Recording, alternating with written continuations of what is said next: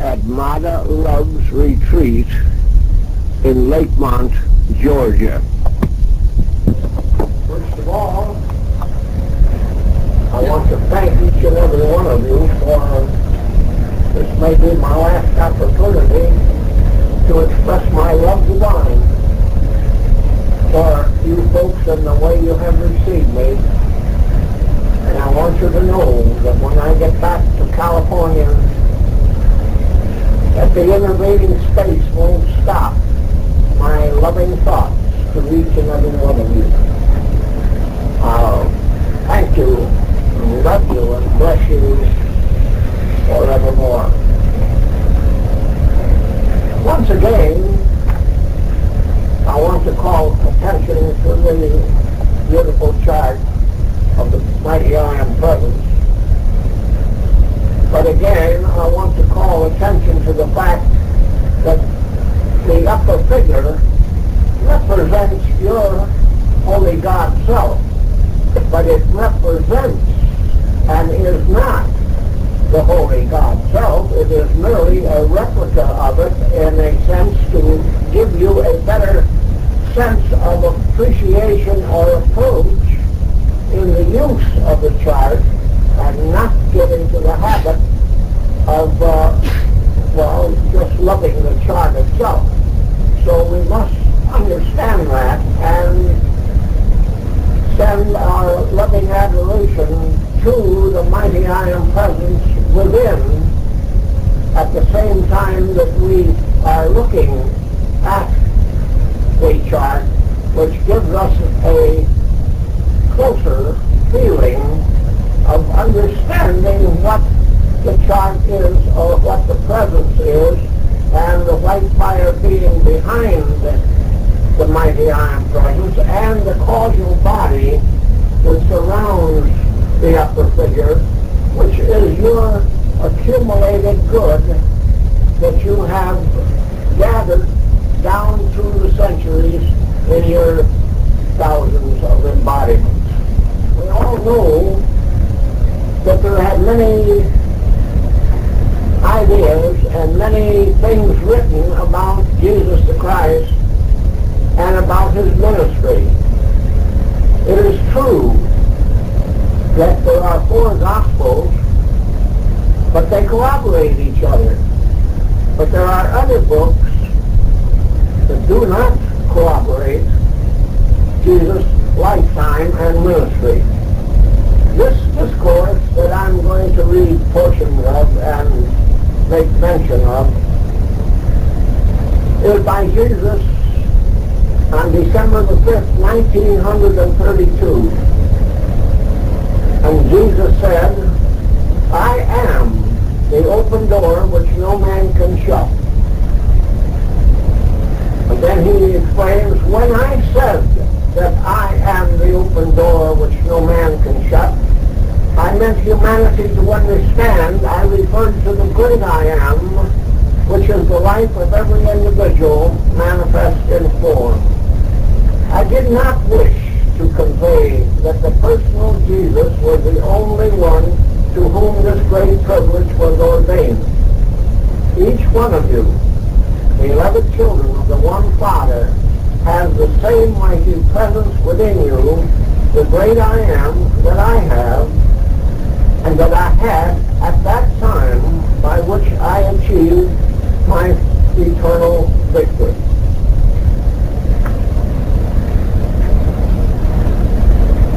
In looking through all of the blessed discourses, some by Saint Germain, one by Naram, part of it by Sha'ara, some most I should say, by Saint Germain, but several by Jesus, and one by the great Elohim Arcturus. These are all powerful in their statements, but this is one that I would love to have the students comprehend and follow. St. Germain says, I wish each one of you would go by yourself sometime during the day for at least 5 minutes and talk to your I am presence something like this. Great, masterful presence which I am, I love, I adore thee. I give back unto thee the fullness of all creative power, all love, all wisdom. And through this power which thou art, I give thee full power to make visible in my hands and use the fulfillment of my every desire. I no longer claim any power as my own, for I now claim thee, the only and all-conquering presence in my home, my life, my world, and my experience. I acknowledge thy full supremacy and command of all things, and as my consciousness is fixed upon an achievement, your invincible presence and intelligence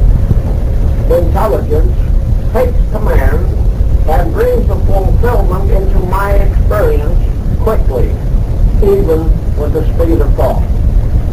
Now I like to impress upon my students when I go places and speak and tell them that we have electricity in our homes, but we don't walk up to the button or the whatever we press to get a light and say, okay, electricity, go ahead and do your stuff. And it don't, of course. And we know about the I am presence, and we know about these beautiful discourses and the things that we can do to call the presence into action. But if we don't call them into action, they don't work by themselves, or they would have done it thousands of years ago. So we have to get busy and acknowledge that presence and call the presence into action. He continues, I know that thou art ruler over time, place, and space. Therefore thou requirest only now to bring into the visible activity thy every perfection. I stand absolutely firm in the full acceptance of this now and forever, and I shall not allow my mind to waver from it, for at last I know we are one.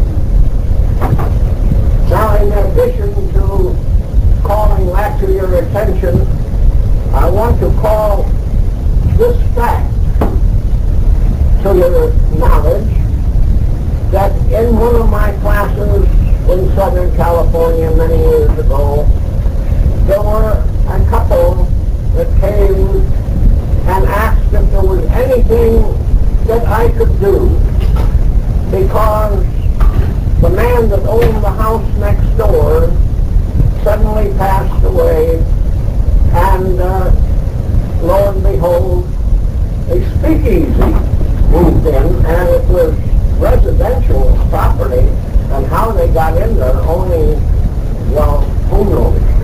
At any rate, they made so much noise and so much trouble there that the cursing and swearing was going right next door, and it was warm weather and the wind was open, and these people had two lovely daughters at impressionable age, and why should they have to listen to that? But the people who were in charge of that part of town did nothing.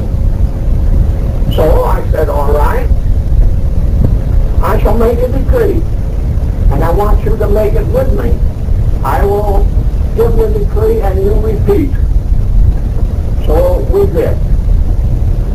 And we asked that if it was right for those people to be there, then do thou find the perfect place for us and our girls. All right? The next day they came back, and after the class said to me, well, Brother Bill, your decree didn't do much good because they had more people there last night than they had the night before and the night before that. And I said, we're not interested in how many people go there. We're interested in our decree and standing with it. we're not going to change it just because half a dozen more people came there. So, okay. On the seventh night, the same kind of report, and again I said, we stand with our decree if the heavens fall. Now, never mind looking over there all the time to see how many cars are there. Well, the eighth night it was just as bad, but finally, on the 10th night, they came to me and said, well, Bill, what in the world are we going to do? And I said, we're going to stand fast with our decree. That's what we're going to do. So, the next morning, I got a telephone call before I ever got out of bed, and they said, will you come downstairs immediately? And I said, if not sooner, I'll be right down as soon as I get dressed. When I got down there, they told me this beautiful story. The man next door had rapped on their door that morning and said, give this key to whoever it belongs to and threw it on the porch and said, I'm quitting. And they said, well, for goodness sake, you had more people in your speakeasy last night than you ever had. You had more cars. He said, yes, I had the crowd, but none of them paid. They're all on the books, and I can't go on that way. And he says, tell him that he can have his house back. Okay. Well, I said, thank you, mighty Iron Presence. Our decree worked, and we stood with it. And we didn't waver, and we didn't change it, and we didn't look to somebody else to see if they could do some fixing it. You were the one and the only one that acts or that can act anytime, anywhere. Knowing that when you say, I am, you are stirring that action to fulfill your conscious demand. One of the first and mightiest things that became clear in my consciousness, and this is Jesus speaking, was my ability, everyone's ability, to qualify this energy consciously directed with whatever the seeming need demanded. Thus the energy may produce for your use gold, silver, money, food, clothing, means of conveyance, or whatever the conscious demand is. Now, we've had a little bit of proof about that just the other day when there was a gentleman here by the name of Richard Mason, and his wife Geraldine was here, and he has proven the law and decreed for that beautiful, what do we call it? A van. And he fixed it up something magnificent, but it all came through the presence. All right. Why don't you and I then stick with our understanding and stay with what we know is correct? However, we don't say, oh, my damn presence, I hope it works, but I guess it won't. If you're going to work that way, you're going to get nowhere. In the first place, you have to talk like you were talking to an elder brother or a father or to Jesus himself or to Saint Germain, and mean what you say. Don't say it unless you mean it, but mean what you say. And say it with feeling, as we have demonstrated here before. If you say a thing, especially a decree, say it with feeling in your solar plexus, and then stick with it. I want to stress that so much because too many people give up after the first day if their manifestation doesn't appear. And if I ask them, did you say your decree with feeling? Well, I said it in the usual way that I talk. Well, if you do it that way, you might as well have spit out the window. Now, excuse my French, but I mean what I'm talking about tonight is that you must mean what you say, and you must say it with feeling. Now, Jesus continues, it is unfortunate indeed that some of the scriptural statements have been clouded by human concepts. Yet, I am thankful indeed that many have remained unaltered. Another statement I used constantly for more than 3 years was, I am always the majestic power of pure love that transcends every human concept and that opens the door to me to the light within its heart. I knew this later greatly intensified my true inner vision. I'm going to digress again. One of my students down in San Bernardino said, well, Brother Bill, I don't need the masters. I can do this myself. And I said to him, well, then you're a self-made man. And he said, well, something like that. And I said, well, I'd like to ask you a question. Do you remember to stay awake and breathe all night while you're supposed to be sleeping? And who beats your heart when you forget about it? He said, well, the masters don't do it. No, but your mighty I am presence is, and your mighty I am presence is one with the masters.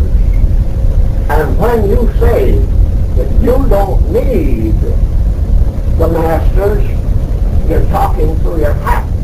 For the simple reason that even Jesus had 2 masters that taught him. Saint Germain had 2 or more.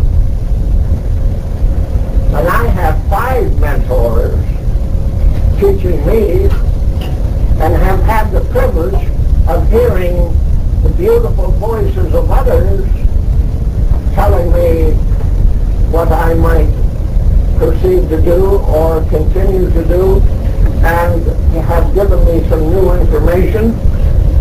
That has been tremendous.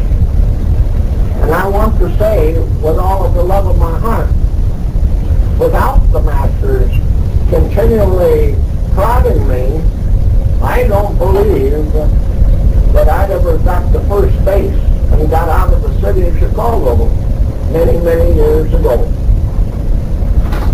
So, I want to also call your attention to the fact that while some people are always claiming that Jesus was taught by the Essenes, I don't exactly disagree with that, but I don't exactly agree with it, because Jesus himself says that during the time that he disappeared, he had traveled to Egypt first, then to India and Persia, and then back to India and then into Tibet, where he studied with John the Baptist.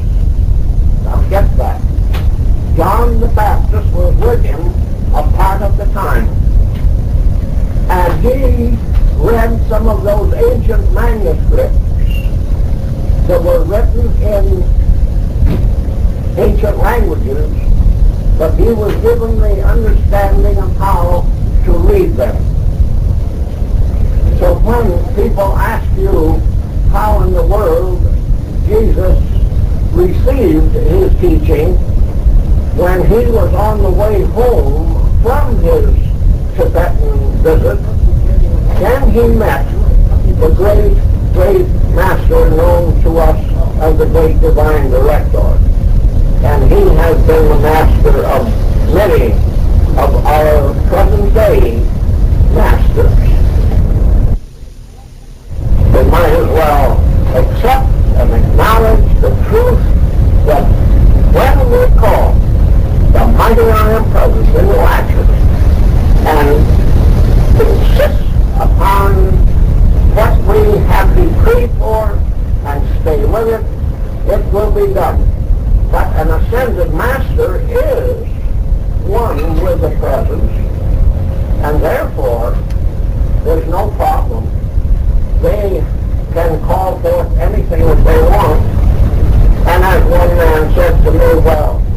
mean to say that that's what you read was from Jesus? And I said, yes.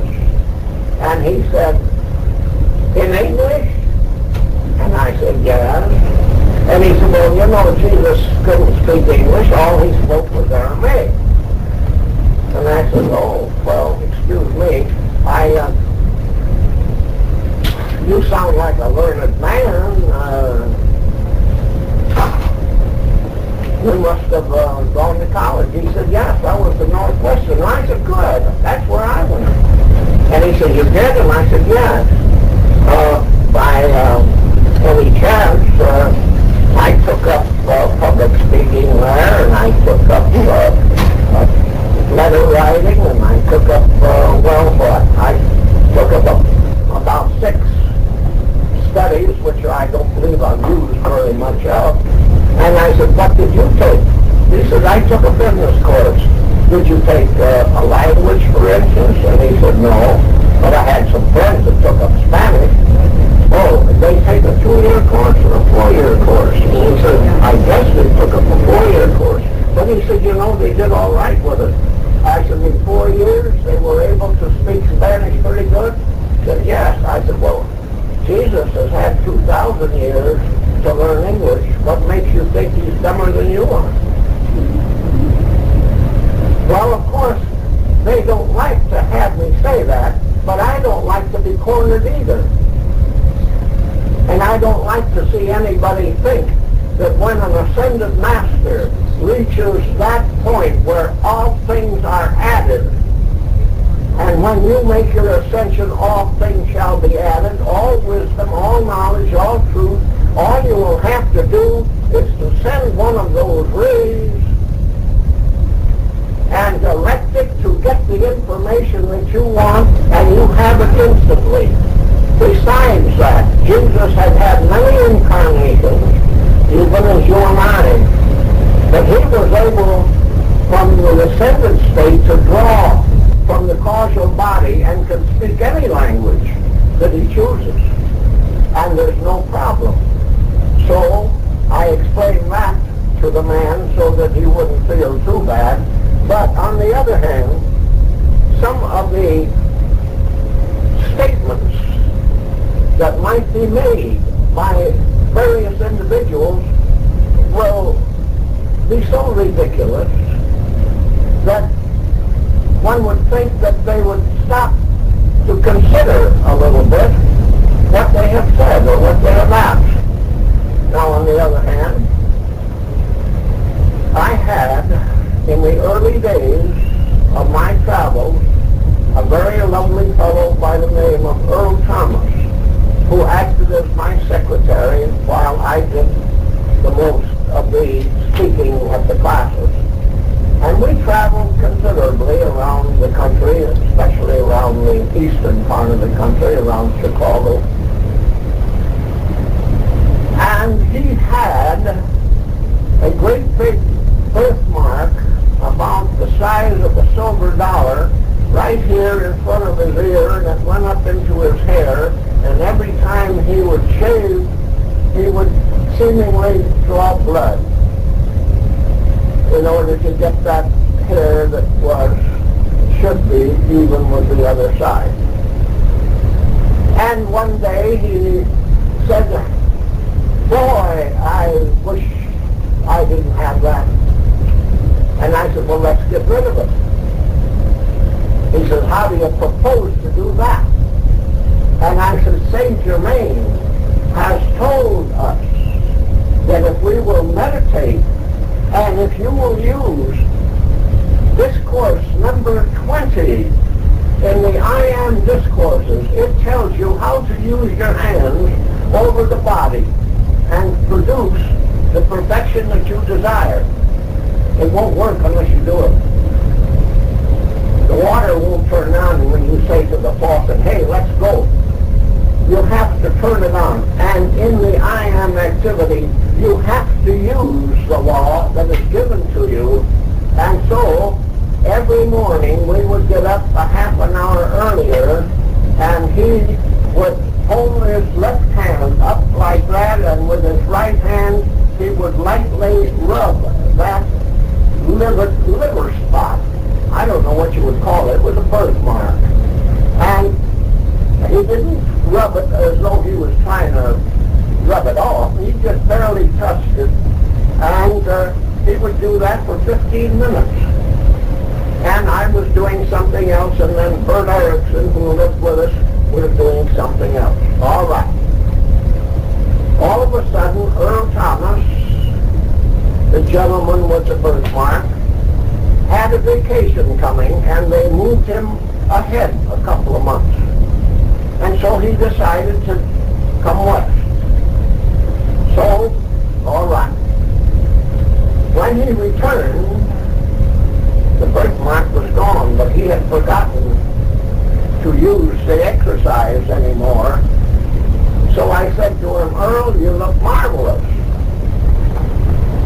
Have you looked at yourself recently in the mirror? And he said, no, why should I? So I took him by the arm and led him in to where he could look at himself in the mirror, and he didn't see anything different, or didn't seem to. And I said, well then, how about that left ear of yours? And then for the first time he realized that that birthmark was gone. And he had had it for 55 years. Now don't tell me the power of the presence couldn't do it. He didn't go to a doctor to have it done, so if he had, there probably would have been a scar there.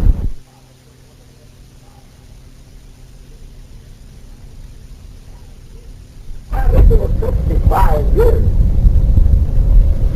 Now don't tell me the power of the presence couldn't do it. He didn't go to a doctor to have it done, or if he had, there probably would have been a scar there.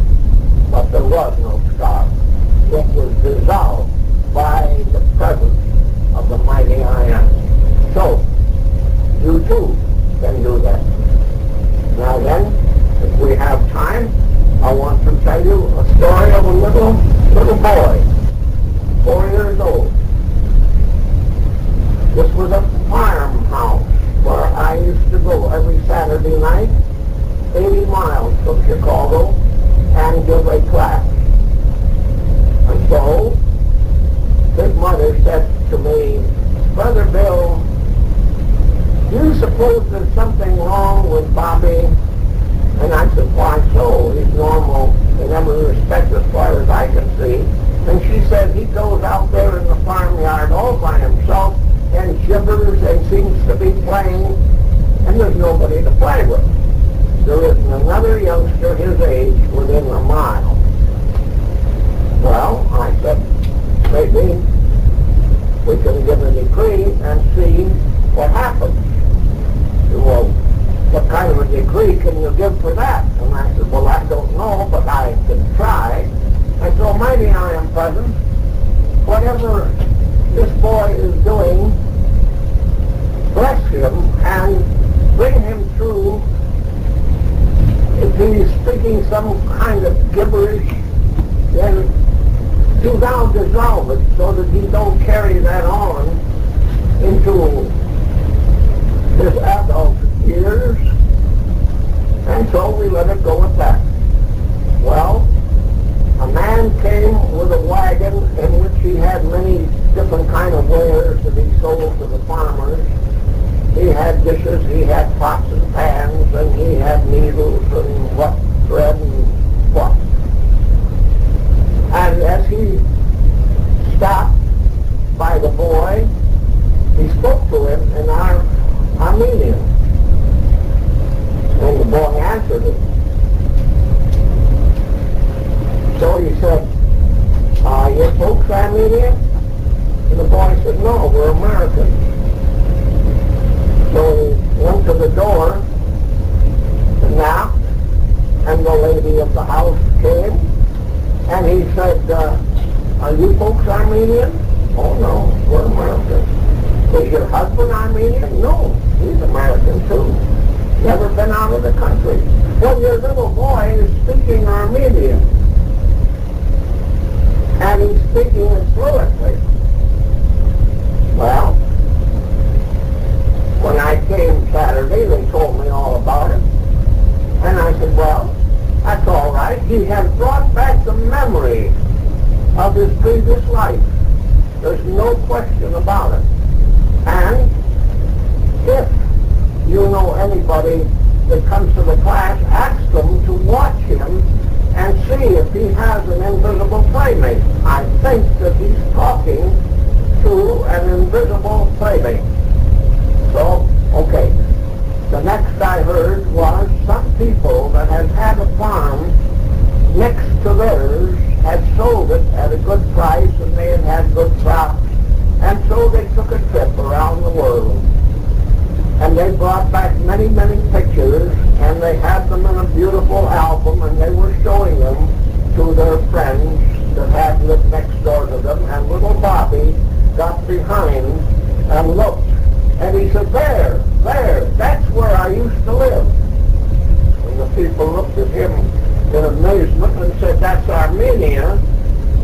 And he said, yes, those kind of boats, and that's the kind they had on that lake where I used to live. And they marveled. Yes, that's where he used to live. So, when I came Saturday, I said to him, well, Bobby, you used to live there where they had those gondolas, look like the boats that they have in Naples or Venice. And how come that you live there? Well, he said, there used to be these wicked men that had those swords that were round like.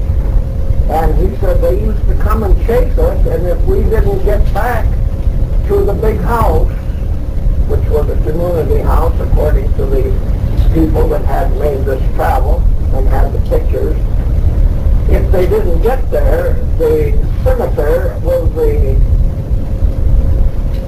Turks, and that would be the end. And I said, so then what happened? Well, he said, one day I was on the wrong side of the lake, and I had my work to do, and one of them caught me, and he says, and so I came here.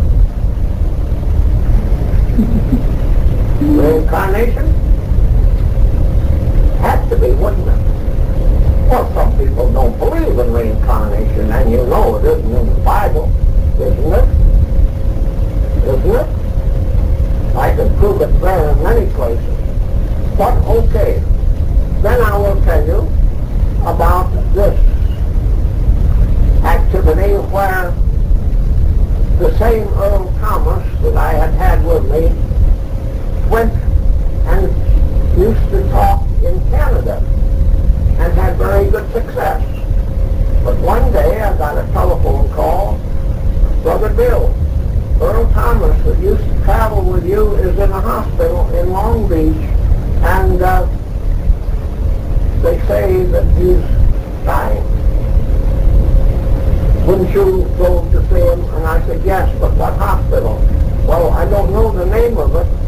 Well, I said, there might be a dozen hospitals in Long Beach. And they said, well, that's all the information I can give you. So I got into the car, and I drove to Long Beach on the freeway, and I said, my dear Iron Presence, you know where he is, and I want to see him. And if he has called for me, he wants to see me. So, do thou direct me to that hospital.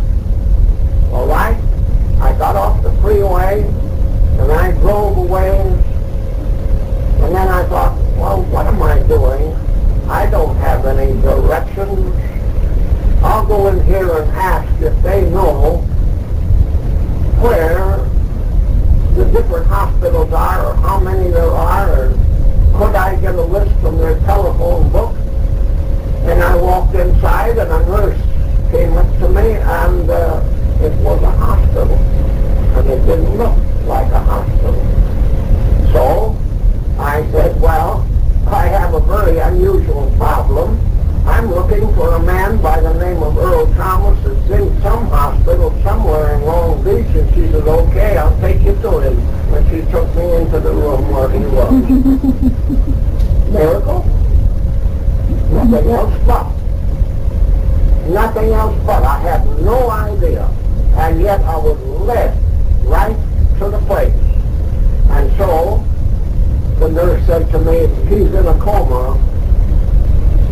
He won't live 24 hours. So it won't do you any good to try to talk to him. So I said to her, you want a bet?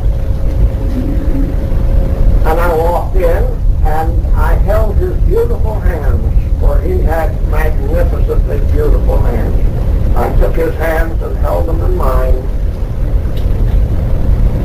and sent love and blessings to him, and he opened his eyes and he said, hello, Bill. But you won't need to come and see me another time because I won't be here. And I said, would you like for me to give you a decree? And he said, yes, would you? And I gave the decree that he be taken in peace and harmony and be given his ascension for the service that he had rendered.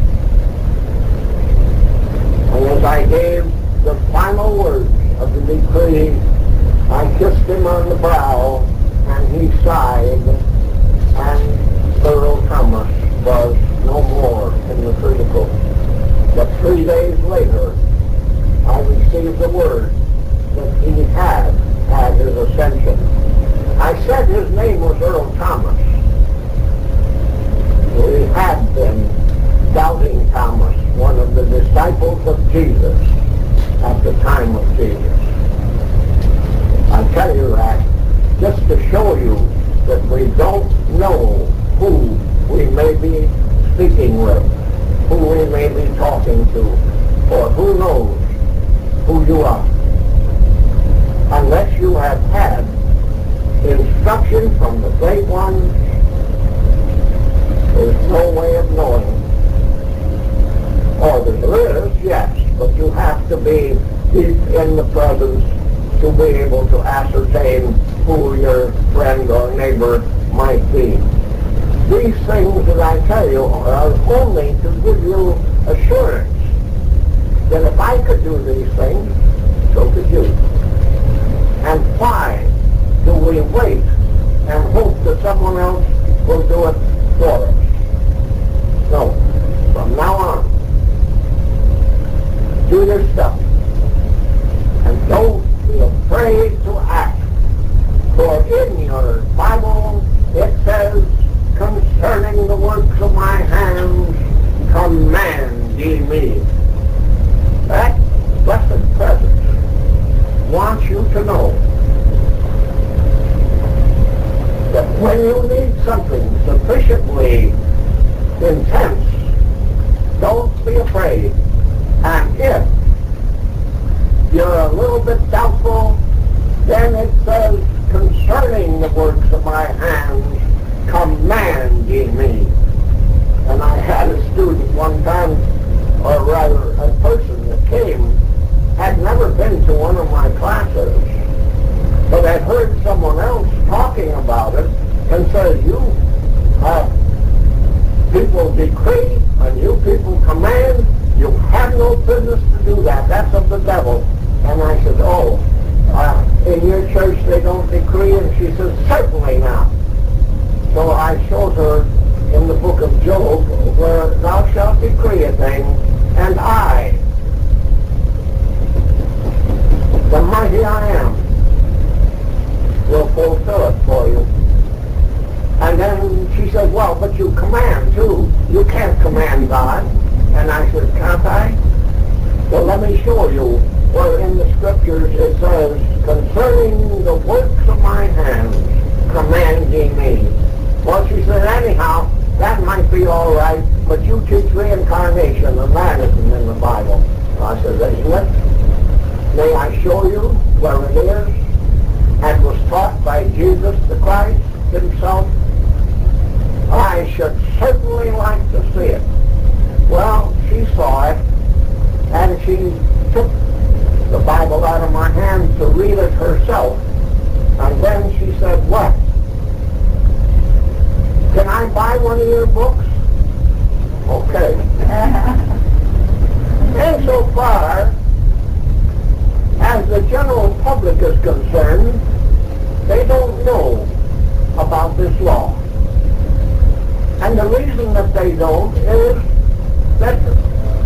have been so long in a sort of a sluggish atmosphere where we take things more or less for granted, and even if somebody did tell you about the I am presence, you might say, uh-oh, this bird's a square and he's trying to convince me of something that he located somewhere and he's going off of his trolley.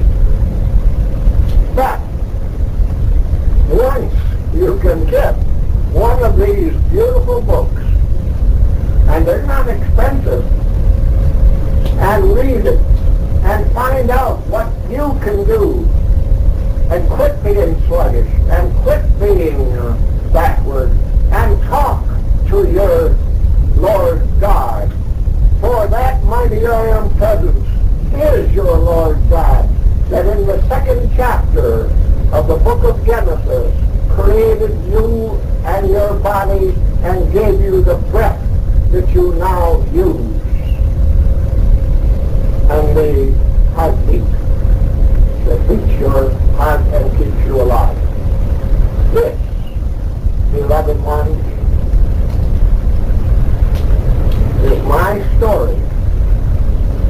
I could tell you stories like that on and on, but I want to say that too many would only confuse you. But those few ought to give you the assurance that ye are God. Every man is a God, and every woman is a potential goddess. Believest thou this? If you don't, then you've missed the boat, and you better run and catch it, because the end of the century cometh, and there will be great changes, and then it may be too late. So with all of the love of my heart, I ask you, won't you get on board and start using your divine wisdom that you have gathered for so many thousands of years, for it's all stored there, every incarnation. Only the good is stored there. The other may be called karma.